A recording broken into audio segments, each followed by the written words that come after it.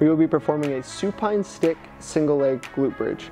This is the third and final step along our glute bridge series, where we moved from the double leg glute bridge, the standard glute bridge where we did iso holds and 4 reps. And then we moved into the glute bridge march, which we again did for iso holds and for reps. And then finally, we'll do our single leg glute bridge for iso hold or reps. So this is gonna be the most challenging, because now we're just working off one leg.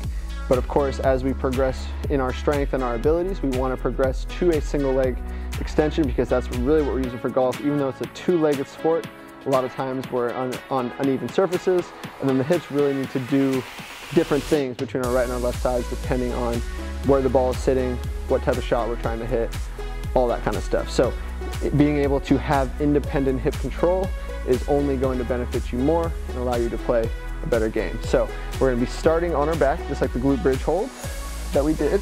So feet will be flat, back is flat. I'm in this hook line position here. I'm going to take my stick across the hips, kind of hold at the grips there. I'm going to press them down, back is flat. I just want to make sure that I'm able to create stability and create tension. So really drive that stick down, and then really try to push into that stick with your lower abdomen. Keep that core nice and tight. You can bring your feet a little bit closer together than you would have in the glute bridge or the march. They don't need to be exactly together, but about hip width or inside of hip width. And then I'll just take whichever leg I want to do first. So in this case, I'm going to work my right hip. So I'm going to be working right hip extension. So my left leg, my left hip, will come up into flexion. So I'm just like this. I'm here, and I'm just going to drive that stick down, and then I'm just going to work right hip extension, drive up.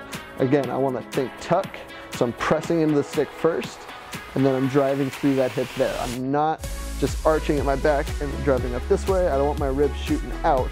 I want my ribs staying down over my pelvis. So that's really where I want to drive into that stick, keep my back nice and flat, pull that left hip up into flexion, right hip drives up into extension. Again, I could hold for time here. I could do iso holds there, or I could go for reps, driving up, coming back down. I could hold, do for reps, finish the time, finish the reps, just switch sides. Left foot comes flat, right leg comes up into flexion. So I'll be working left hip extension, drive into that stick, press the stick down, drive through that hip, feel that glute, roll it back down, ribs stay down, back stays flat, tuck the tailbone, drive up. Again, you can do it for reps, you can do it for time. After that set is complete, just come straight back down.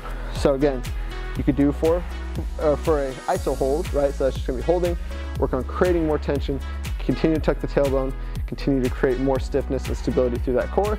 Once that feels good, safe, secure, then you can start to come down, straight back up, going for reps on the right side, and then on the left side. So that is a single leg supine stick glute bridge.